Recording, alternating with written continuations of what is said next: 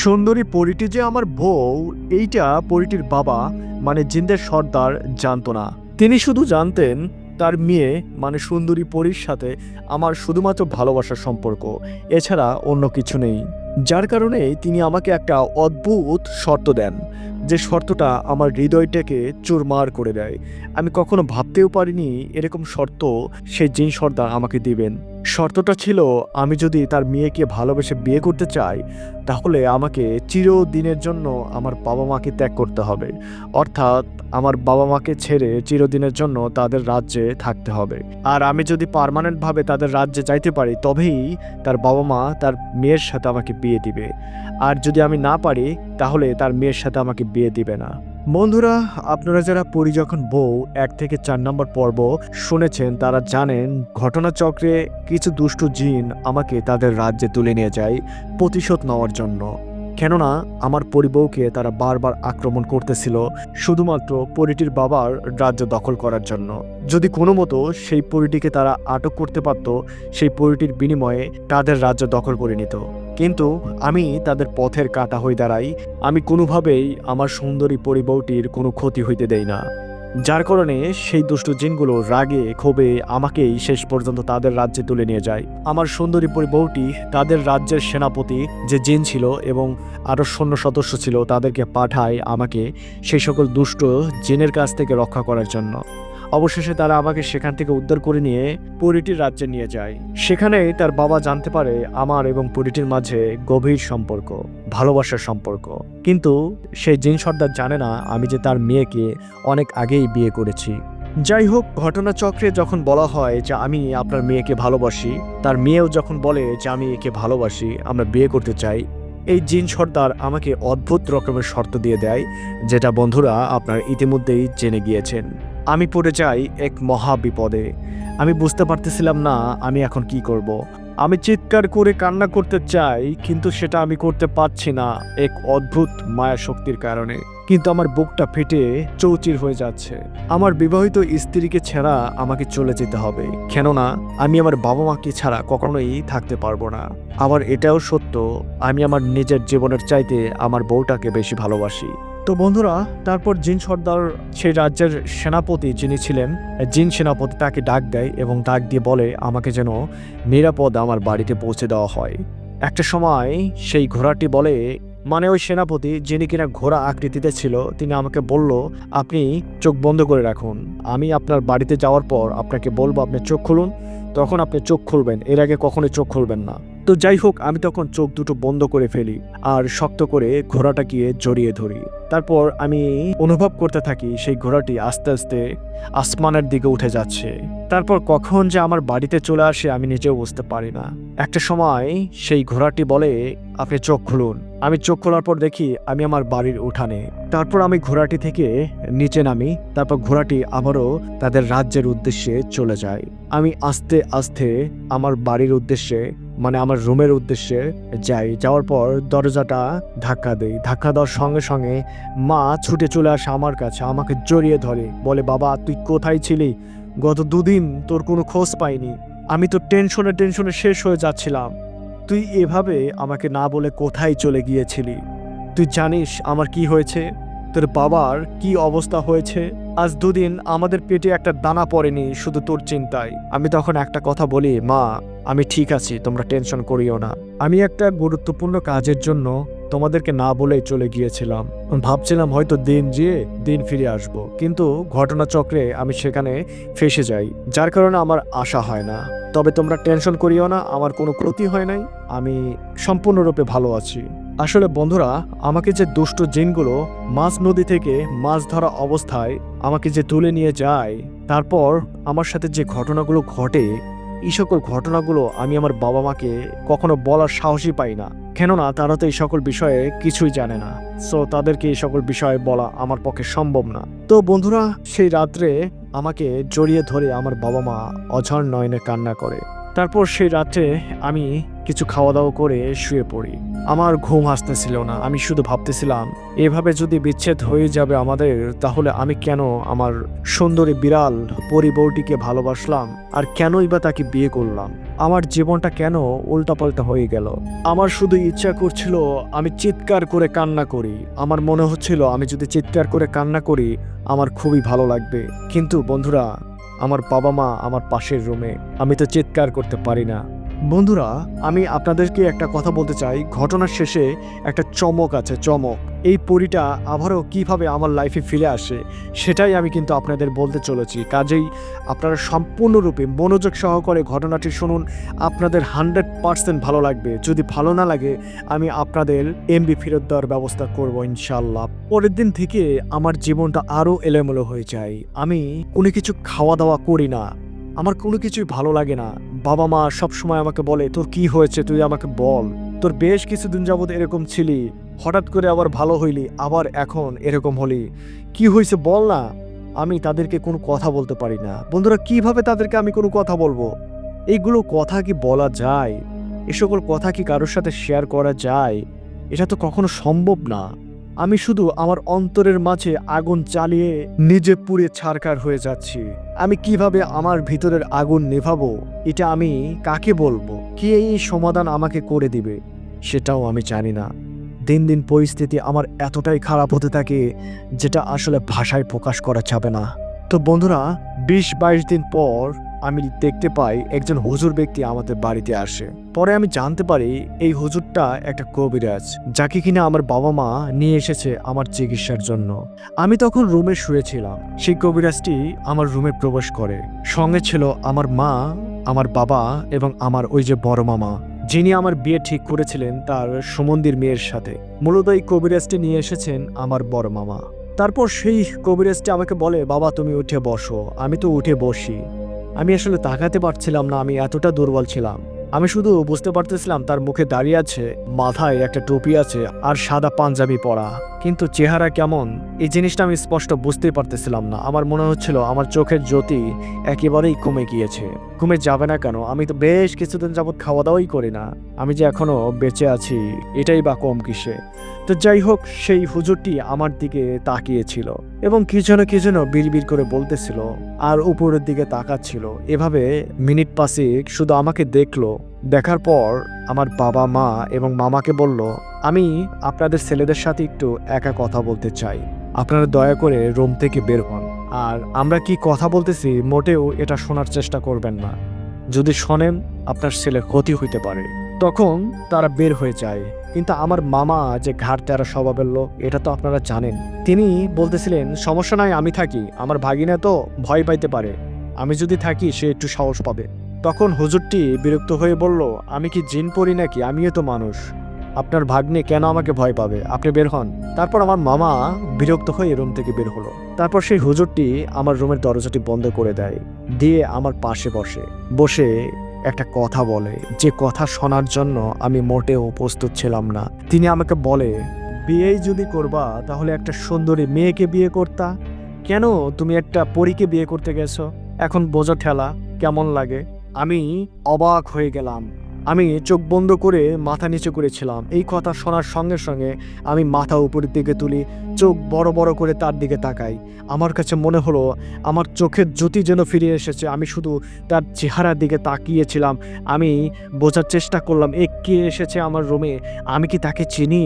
আমি কি কখনো আমার এই সকল ঘটনা বলেছি? তখন আমি তাকে বললাম, আপনি কে? এই সকল কথা আপনাকে কে বলল? তখন হুজুরটি বলল, তোমার ধারণা নাই আমি তোমার সম্পর্কে কি কি জানি? আমি সবই জানি বাবা, আমি সবই জানি। তুমি তো একটা পরীকে বিয়ে করেছো। শুধু বিয়েই করোনি, তুমি সেই পরীটির রাজ্যেও গিয়েছিলা। আর তোমার সাথে যা হয়েছে সেই রাজ্য থেকে তুমি চলে এসেছো, সকল ঘটনাই আমি জানি। তখন আমি আমার কণ্ঠ নরম সুরে বললাম, আপনি এই সকল ঘটনা কিভাবে জানেন? আমি তো এই ঘটনা পৃথিবীর বুকে কাউকে বলিনি। মানুষ সমাজের মধ্যে একমাত্র ব্যক্তি আমি ছাড়া এই ঘটনা, এই কাহিনী, এই গল্প কেউ জানে না। আপনি তাহলে কিভাবে জানলেন? তখন হুজুরটি আমাকে বলল, বাবা এটাই আমার শক্তি। আবার কিছুক্ষণ পর বলল, আমার শক্তি বলে কিছুই নাই। তোমাকে আমি বলছি, আমি এর আগে কাউকেই বলি নাই। দেখো, তুমি যেহেতু এই জিনপরির রাজ্য সম্পর্কে জানো, এই জিনপরিদের সম্পর্কে জানো, কাজেই আমি তোমাকেই আমার বিষয়ে বলছি। আমার কাছে 4টা জিন আছে, যারা বেশ কয়েক বছর আগে থেকেই আমার সাথে আছে এবং তারা খুবই ভালো জিন। এই সকল জিনের সাহায্যেই আমি মানুষের চিকিৎসা করে থাকি। এখানে আসার পর আমি বেশ কিছু সময় চুপ করেছিলাম, তাই না? তুমি তো দেখতে পেয়েছো। এইটুকু সময়ে আমার সেই 4টা জিনের সাথে আমি কথা বলতেছিলাম। এই সময়ের মধ্যে আমি তাদেরকে বলতেছিলাম সমস্ত ইনফরমেশন তোমার সম্পর্কে আমি চাই। তারা এই 5 মিনিটের মধ্যে তোমার যাবতীয় ইনফরমেশন, যাবতীয় তথ্য আমাকে বলে দেয় এবং তারপরে আমি বুঝতে পারি তোমার সাথে কি হয়েছে। তখন সঙ্গে সঙ্গে সেই হুজুরটির হাত আমি জড়িয়ে ধরি। আমি তখন বলি, আপনি যেহেতু সমস্ত ঘটনা জেনে গিয়েছেন, আপনি দয়া করে আমার সমস্যার সমাধান করে দেন। আমি আমার পরিবউটিকে ছাড়া থাকতে পারবো না। দেখুন আমার জীবনের কি হাল। তখন সেই হুজুরটি বলে, তোমার সমস্যার সমাধান আমি করব। এমন কাজ করে দিব, সেই পরিটি তোমার কাছে চলে আসবে, সাপও মরবে, লাঠিও ভাঙবে না, তুমি তাকে নিয়ে সংসার করতে পারবা, কোনো সমস্যা নাই। তুমি কি চাও? এই কথা শোনার সঙ্গে সঙ্গে আমি আনন্দে আত্মহারা হয়ে যাই। আমি বলি, কি বলেন? আবারও আমি আমার পরিবউটিকে আমার কাছে পেতে পারি? আবারও আমরা সংসার করবো একসাথে? তখন হুজুরটি বলল, হ্যাঁ বাবা, আমি তোমাকে সেই কাজ করে দিতে পারবো যদি তুমি চাও। আমি বললাম, চাই মানে আপনি তাড়াতাড়ি কাজটা করেন। তারপরে হুজুরটি বলল, তবে কিছু কাজ আছে, এগুলো করতে হবে, তোমার অনুমতি লাগবে। তুমি যদি অনুমতি দাও তাহলেই আমি সেই প্রসেস শুরু করব। এই প্রসেসটা অন্য কোনো প্রসেস না, এটা এমন প্রসেস, তুমি যদি চাও 5 মিনিটের মধ্যে তোমার পরিবউকে আমি এখানে হাজির করব। সে বাধ্য হয়ে তোমার সাথে থাকবে। তখন আমি চুপ করে থাকি, কোনো কথা বলি না। সেই হুজুরটি আমাকে বারবার জিজ্ঞাসা করে, কি করব বলো তুমি? তখন আমি বলি, হুজুর, আমি চাই না জোর করে ভালোবাসা আদায় করে নিতে। যদিও সে আমার বউ, সে আমাকে অসম্ভব রকমের ভালোবাসে। দেখুন, আমি আমার বাবা মার কথা চিন্তা করে আমার বউকে ফেলে আমাদের বাড়িতে চলে এসেছি। তারও তো বাবা মা আছে।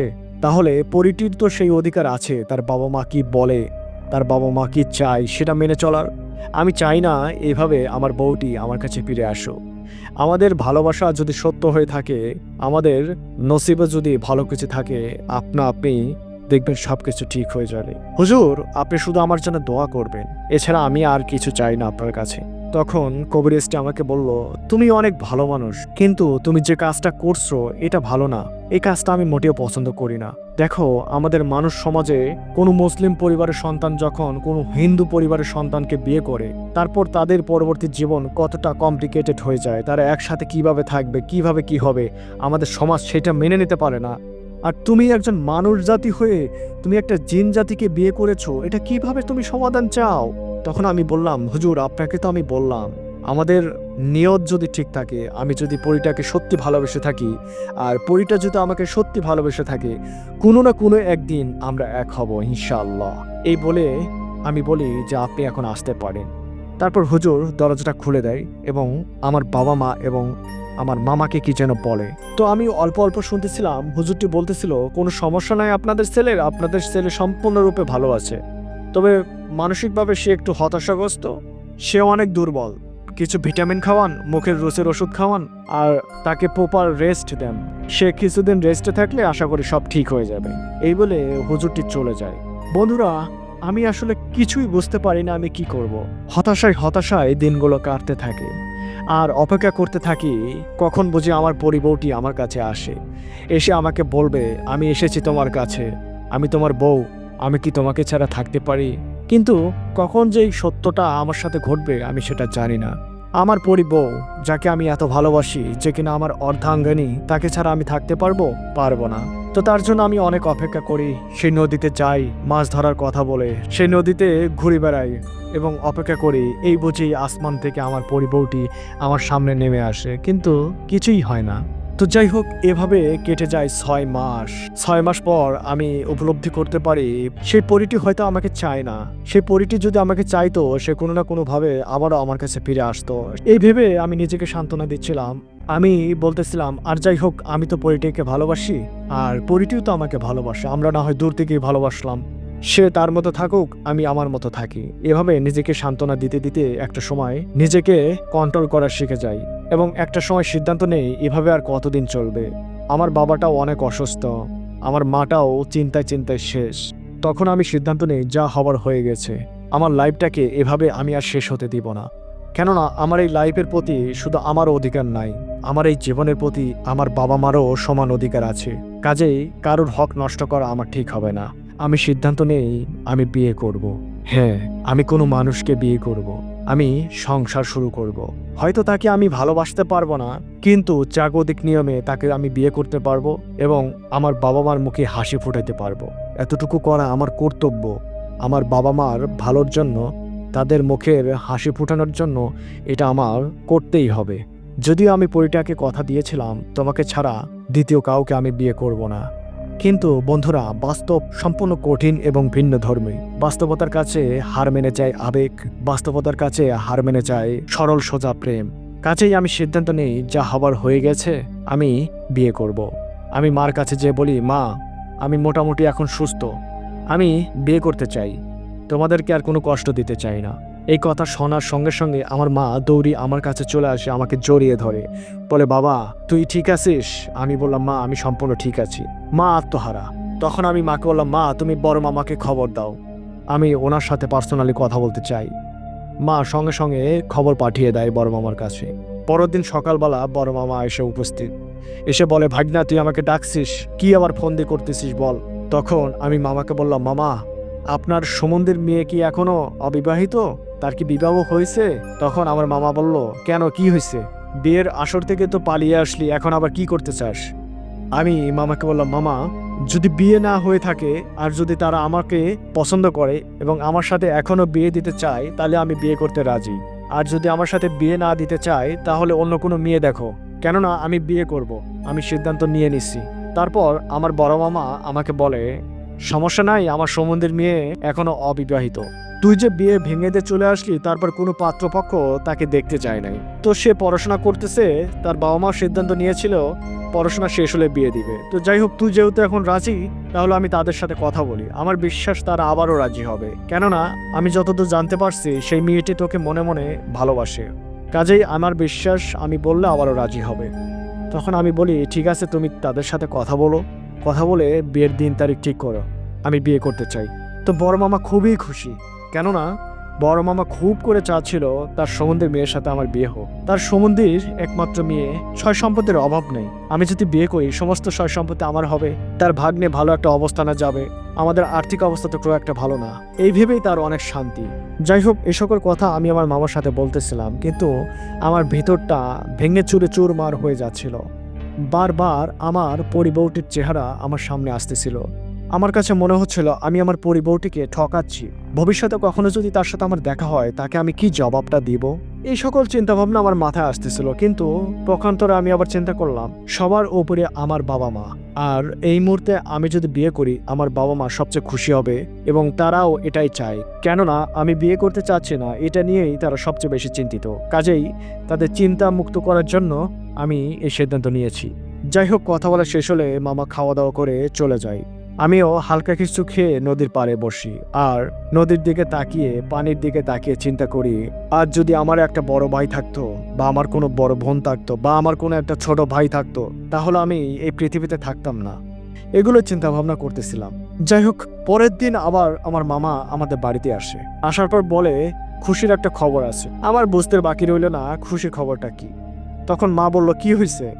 তো মামা বলতেছিল যে আমি তাদের সাথে কথা বলছি, তারা রাজি, তারা কোনো কিছুই মনে করে নাই, যেহেতু ছেলে এখন বিয়ে করতে চাচ্ছে তারা রাজি আছে, এবং আগামী শুক্রবারে ডেটটা ফিক্সড করে আসছি, হাতে মাত্র 5 দিন। তারপর আমার মামা আমার কাছে আসে বলল, কিরে তুই তো আর পাগলামি করবি না? তখন আমি আমার মামাকে বললাম, মামা আমি কি কখনো পাগলামি করেছি এর আগে? মামা বলল, পাগলামি করিস নাই মানে? বিয়ের আসর থেকে তুই পালিয়ে আসছিলি, এর চেয়ে বড় পাগলামি আর কি হইতে পারে? আমি বললাম, মামা আমি কি বিয়ে করতে চাইছিলাম? এটা কি আমার কোনো মত ছিল? তোমরা তো আমার মতের বিরুদ্ধে গিয়ে জোর করে আমাকে বিবাহ দিতে চেয়েছিলা, সেটা আমি করিনি, এটা আমার দোষের কি?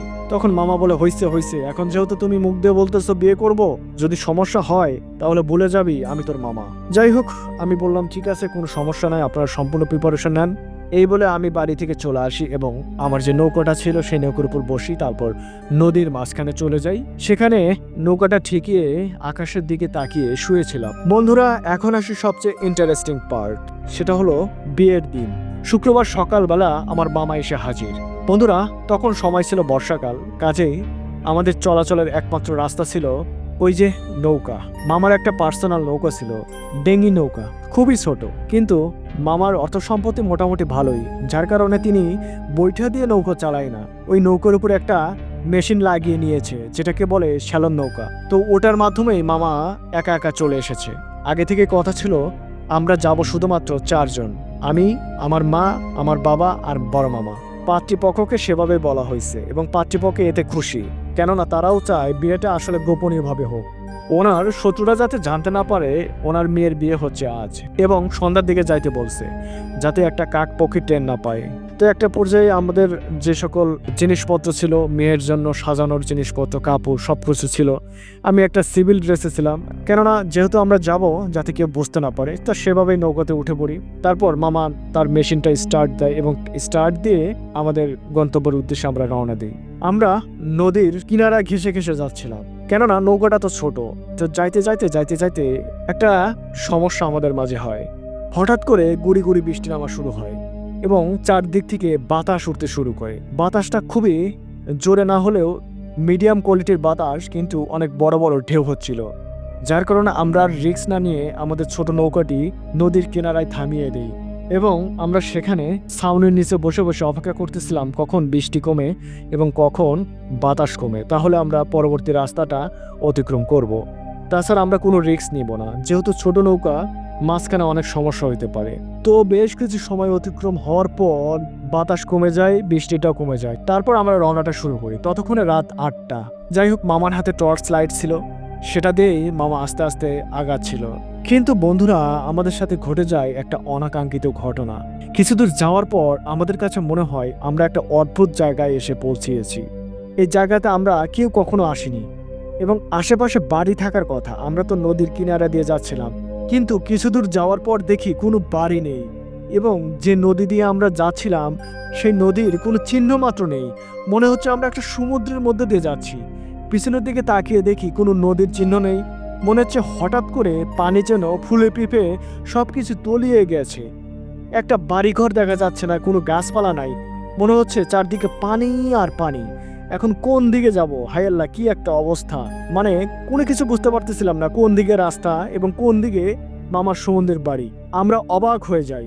আমি মামাকে বলি, মামা কোথায় নিয়ে আসলেন আপনি? যতদূর টর্চ লাইটের আলো যায় ততদূর তো পানি আর পানি, এখানে তো কোনো বাড়িঘর কিচ্ছু নেই, আমরা কোন দিকে যাব? তখন মামা ঘাবড়িয়ে যায়। মামা বলে, আমি তো নিজেও বুঝতে পারতেছি না এটা কোন জায়গায় চলে আসলাম। মুহূর্তের মধ্যে এত পানি কই থেকে আসলো? এই পানির জোয়ার কোথা থেকে আসলো? এরকম তো হওয়ার কথা না। আমি আমার জীবনে এরকম ঘটনা কখনো দেখি নাই। এত অল্প সময়ের মাঝে এত পানি কই থেকে আসলো? আর পানি আসলেও তো দুই একটা বাড়ি থাকবে। এই রাস্তা দিয়ে তো আমি সচরাচর চলাচল করছি, তাহলে এই রাস্তায় এরকম হলো কিভাবে? আমরা পিছনের দিকে যাওয়ার জন্য সিদ্ধান্ত নিই, কিন্তু পিছনের দিকে কোন দিকে যাব আমরা বুঝতে পারতেছিলাম না। একটা সময় আমরা দিক ভুলে যাই যে কোনটা পিছনের দিক, কোনটা সামনের দিক, কোনটা ডান, কোনটা বাম, কিছুই বুঝতে পারতেছিলাম না। আমার মা দেখি অঝর নয়নে কান্না করতেছে আর আল্লাহকে স্মরণ করতেছিল যে আল্লাহ বাঁচাও বাঁচাও, এরকম হচ্ছে কেন? আমি বললাম, তোমরা টেনশন নিও না, আমরা হয়তো পথ ভুলে এরকম রাস্তায় চলে এসেছি, অথবা এমন হইতে পারে যেহেতু এটা বর্ষা মাস, হয়তোবা কোথা থেকে পানি বেশি পরিমাণ চলে আসছে, আর চলে আসার কারণে রাস্তাঘাট সমস্ত কিছু ডুবে গেছে এবং নদীটাও তলিয়ে গেছে, যার কারণে আমরা কোনো রাস্তা চিনতে পারতেছি না। তোমরা একটু ধৈর্য ধরো, যদি আমরা রাস্তা না চিনতে পারি আমাদের রাতটা এই নৌকার উপর কাটাইতে হবে। আর যেহেতু এখন বৃষ্টি নাই, বাতাস নাই, এই নৌকার উপর কাটাইলে আমার বিশ্বাস সকালবেলা আমরা কোনো না কোনো নৌকা দেখতে পাবো, সেই নৌকা ধরে আমরা লোকালয়ে যাইতে পারবো, আমাদের বাড়িতে ফিরে যাব। তো বন্ধুরা, এরকম করতে করতে করতে করতে একটা সময় আমাদের নৌকাটা এমন একটা জায়গায় যেয়ে পৌঁছায়, সেখানে দেখি একটা বাড়ি। চারিপাশে কোনো বাড়ি নাই, কিন্তু সেই পানির উপরে ভাসমান অবস্থায় একটা বাড়ি। সেই বাড়িটা আলোয় আলোকিত। কিছুদূর যাওয়ার পর দেখি এই এত পরিমাণ আলো আসার কারণ সেই বাড়িটা এমন ভাবে সাজিয়ে রাখা হয়েছে, মনে হচ্ছে এই বাড়িতে বিবাহর অনুষ্ঠান চলতেছে। তখন আমি মামাকে বলি, মামা এই একটা বাড়ি পাওয়া গেছে, দেখো দেখো এই যে বাড়ি, এই বাড়িতে মনে হচ্ছে কারোর বিয়ে। আমরা সেই বাড়িতে গেলে সমস্ত ঘটনা জানতে পারবো আমরা কোন এলাকায় চলে আসছি। তখন মামা আস্তে আস্তে নৌকাটা সেই বাড়ির দিকে ঘুরিয়ে দেয় এবং আমরা রওনা দিই সেই বাড়ির উদ্দেশ্যে। একটা সময় আস্তে আস্তে আস্তে আস্তে আমরা বাড়িতে পৌঁছে যাই। যাওয়ার পর দেখি অসংখ্য মানুষ কাজে ব্যস্ত, মনে হচ্ছে কোনো রাজকন্যার বিয়ে। এমন সুন্দর করে বাড়িটা সাজাচ্ছে, আর বাড়িটাও যেন রাজপ্রাসাদ। এরকম রাজপ্রাসাদ পৃথিবীতে থাকার কথা না। আমরা সবাই অবাক হয়ে যাই যে এরকম বাড়ি, পানির মাঝখানে একটা বাড়ি, তা আবার রাজপ্রাসাদ কার হইতে পারে। এটা আসলে কোন এলাকায় আমরা চলে আসলাম আমরা কেউ বুঝতে পারতেছিলাম না। তো কিছুদূর যাওয়ার পর আমরা একটা সময় সেই বাড়ির কিনারার কাছে চলে আসি এবং নৌকা ঠেকানোর পর বন্ধুরা, আমি যেটা দেখতে পাই, এটা দেখার জন্য আমি মোটেও প্রস্তুত ছিলাম না।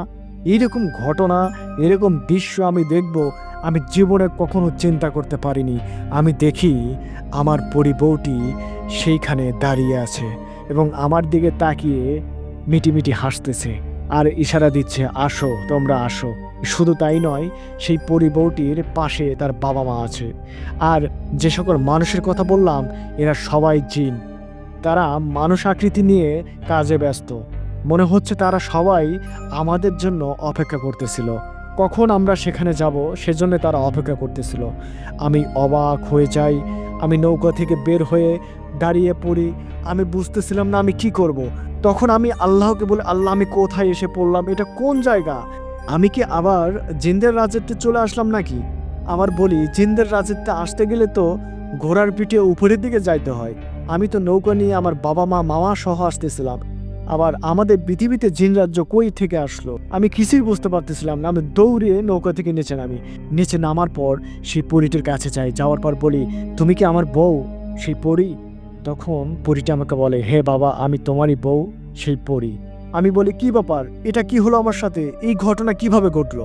বন্ধুরা, আমার বাবা মা এবং মামা তারা কিন্তু নৌকার মাঝে বসে আছে এবং তারা অবাক হয়ে যাচ্ছে যে মানুষের এত সুন্দর বাড়ি হইতে পারে। তারা শুধুমাত্র বাড়ি দেখতেছে, আলোকসজ্জা দেখতেছে, তারা কিন্তু এখনো কিছুই বুঝতে পারে নাই। তো আমি যখন পরীটাকে এই কথা জিজ্ঞেস করি, পাশ থেকে ওনার বাবা মানে জিনদের সর্দার আমাকে বলে, তোমরা আমাকে জানাওনি কেন? তোমরা আগেই বিবাহ করেছো। যদি আমাকে আমাদের রাজ্যে থাকা অবস্থায় তুমি বলতা, তাহলে যে কোনো ব্যবস্থা আমি করতাম।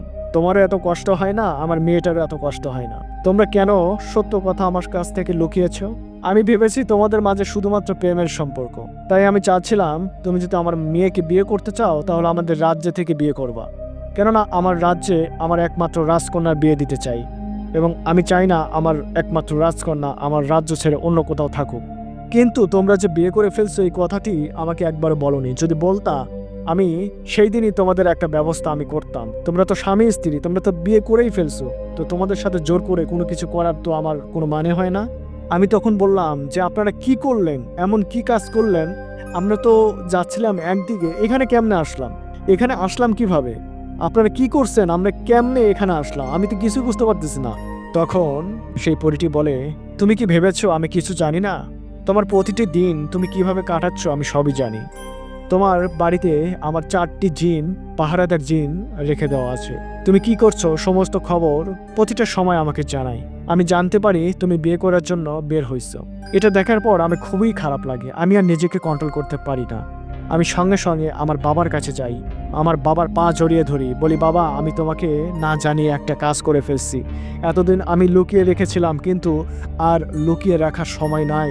এই কথাটা আমাকে এখন বলতেই হবে। তখন আমার বাবা বলে, কি? তখন আমি বলি, বাবা, যে মানুষটা আমাদের রাজ্যে এসেছিল সেই মানুষটার সাথে শুধুমাত্র আমার প্রেমের সম্পর্ক না বাবা, সেই মানুষটাকে আমি বিবাহ করেছি অনেক আগেই, সে আমার স্বামী। আমার বাবা এই কথা শোনার পর খুবই রাগ করে এবং খুবই রাগান্বিত অবস্থায় আমাকে ধমক দেয়। কিন্তু আমি তাকে বুঝিয়ে বলি, বাবা, সেই ব্যক্তিটা তো আমাকে বাঁচিয়েছে, আমার জীবন রক্ষা করেছে, তাই আমি তাকে ভালোবেসে এবং তাকে বিয়ে করেছি। আমি কি অন্যায় করেছি? তো যাই হোক, আমি আমার বাবাকে ম্যানেজ করি, যেভাবে হোক ম্যানেজ করার পর বাবাকে বলি, বাবা, আমার স্বামী আজকে একটা মানুষকে বিবাহ করার জন্য বের হবে এবং ততক্ষণে আমি জানতে পারি তুমি অলরেডি নৌকা নিয়ে বের হইছো তাদের বাড়ির উদ্দেশ্যে। তারপর আমি আমার বাবাকে বলি, বাবা, আমি এখন কি করব তুমি বলে দাও। তখন আমার বাবা বলে, তুই যেহেতু বিয়ে করে ফেলছিস, সে তো তোর স্বামী।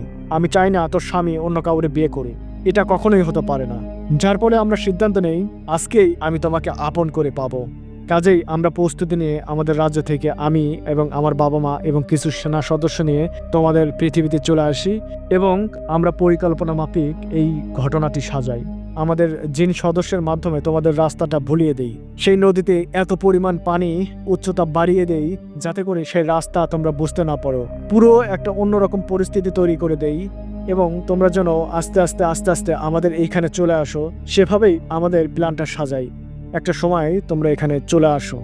চলে আসার পর তো এখন এই মুহূর্তে তুমি আমার কাছে অবস্থান করছো। তখন আমি বলি যে সবকিছু তো ঠিক আছে, কিন্তু নৌকার মাঝে তো আমার বাবা এবং মা এবং আমার মামা বসে আছে, তারা তো এই সকল বিষয়ে কিছুই জানে না, এখন কি হবে?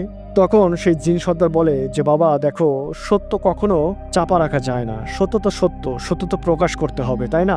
আমি নিজে একটা জিন সর্দার, আমি যেহেতু তোমাকে মেনে নিয়েছি, আমার বিশ্বাস তোমার বাবা মাও আমার মেয়েকে মেনে নেবে। তুমি তোমার বাবা মাকে ডাকো, আমি সুন্দর করে বুঝিয়ে বলছি। তখন আমি আমার বাবা মাকে ইশারা দিয়ে বলি তোমরা নৌকা থেকে নেমে নিচে আসো।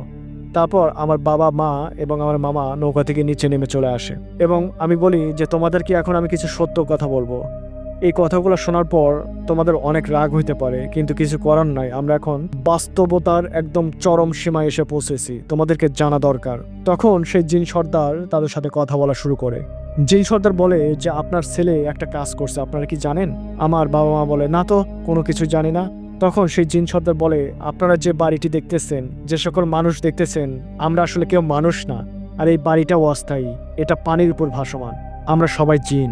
এই কথা শোনার সঙ্গে সঙ্গে সবাই চমকে যায় এবং তারা তিনজন আমার মুখের দিকে শুধু তাকিয়েছিল, মানে কি করবে এই হতভম্ব হয়ে আমার দিকে তাকিয়ে আছে। আমার মামা ভয় পেয়ে 2 হাত পিছনের দিকে চলে যায়, আমার বাবা মা তার সামনে থেকে সরে আমার ডান দিকে চলে আসে। আমি তখন আমার বাবা মা এবং মামাকে বলি তোমরা ভয় পেও না, তোমরা ভয় পেও না। তখন আমি বলি মা, তুমি যে আমাকে নিয়ে এত টেনশন করলা, এত কিছু করলা, যে বাবা তোর কি হয়েছে বল। তোমাকে তো আমি বলি নাই, আসলে বলার সাহস করি নাই। আমাদের যে একটা বিড়াল ছিল না, যে বিড়ালটা আমি উদ্ধার করছিলাম, সেই বিড়ালটা ছিল একটা পরী, আমি জানতাম না সেটা পরী। আমি যে কখন এই পরীটাকে ভালোবেসে ফেলেছি মা, আমি জানি না। একটা পর্যায়ে আমরা বিয়ে করি, কিন্তু এই কথা তোমাকে বলি না, তুমি কষ্ট পাবা। তো যাই হোক বন্ধুরা, পুরো ঘটনা আমার বাবা মার সাথে সেটা শেয়ার করি। তারা যেন একদম বাকরুদ্ধ হয়ে গিয়েছে, এতটাই বাকরুদ্ধ হয়ে গিয়েছে যেন জোর করে কথা বলতে চাচ্ছে কিন্তু কথা বলতে পারতেছে না, সেটা ভয়ে, আতঙ্কে এবং আমার সাথে কি ঘটে গেছে এই কথা চিন্তা করে। তারপর আমি দেখলাম সেই জিন সর্দার অনেকটা হাত জোর করে আমার বাবাকে বলতেছিল, আমার মাকে বলতেছিল যে আপনারা দয়া করে তাদেরকে মেনে নেন, তারা যেহেতু বিয়ে করে ফেলছে, এখন তো আমাদের কোনো উপায় নেই, দেখুন আমরাও তো এই জিনিসটা মেনে নিয়েছি। বন্ধুরা, আপনাদেরকে একটা কথা বলে রাখি, আমার বাবা মা তারা প্রচণ্ড সাহসী ব্যক্তি, আর যদি সাহসী না হইতো তাহলে লোকালয় ছেড়ে একটা নদীর পাড়ে যেয়ে বাড়ি বানিয়ে যুগের পর যুগ কাটিয়ে দেওয়া চারটেখানি কথা না। আমার জন্মের আগে থেকে তারা দুজন লোকালয় থেকে দূরে যেয়ে সেখানে বাড়ি করে এবং সেখানে অবস্থান করে।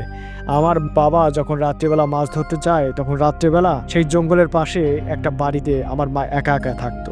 তো আমার মা বাবা প্রচণ্ড সাহসী, কাজেই আমার বাবা মা তখন সহজে রাজি হয়ে যায়, বলে যে ঠিক আছে, সমস্যা নাই, আমার ছেলে যেহেতু বিবাহ করেছে, আমার ছেলের সুখ মানে আমার সুখ, আমি আমার পুত্রবধূকে মেনে নিলাম। আর মাশাল্লাহ, এ তো অনেক সুন্দর দেখতে, এত সুন্দর মেয়ে আমি জীবনেও দেখিনি। আর সেই বিড়ালটাকে তো আমি অসম্ভব রকমের ভালোবাসি, আর এই বিড়ালটাই আমার পুত্রবধূ, এটা তো আমি কখনো চিন্তাও করতে পারিনি। তো যাই হোক, আমি মেনে নিলাম। এই বলে আমার মা সেই আমার বউটাকে জড়িয়ে ধরে, আমার বউটা প্রচণ্ড পরিমাণ খুশি হয়ে যায়। কিন্তু পথের কাঁটা হলো আমার মামা। আমার মামা বারবার বলতেছে বুবু ভুল করিস না, বাবু ভুল করিস না।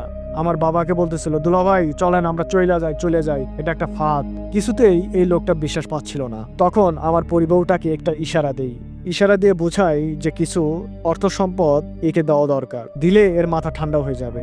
তখন আমার পরিবউটি ওখান থেকে চলে যায়, বেশ কিছু গুপ্তধন টাকা পয়সা নিয়ে আসার পর আমার হাতে দেয়। আমি তখন সেটা নিয়ে বলি মামা এই নাও, সমস্যা নাই, এই নাও টাকা পয়সা, এখন মনে হয় তোমার মাথা ঠান্ডা হয়েছে।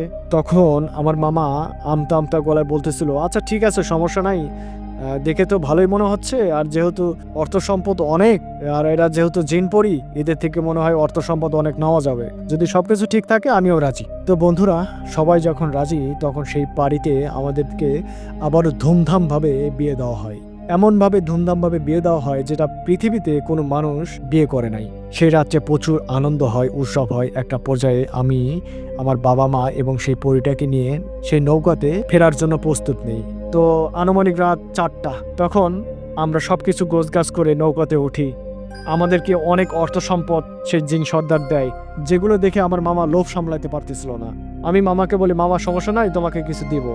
তারপর সেই জিন সর্দার এবং সেই পরীটির মা এবং সমস্ত জিনদের কাছ থেকে বিদায় নিয়ে আমরা আমাদের বাড়িতে ফেরার জন্য রওনা দিই। বন্ধুরা, রাস্তা কিন্তু এখন একদম সরল সোজা, এখন যেন সবকিছু পরিচিত মনে হচ্ছে।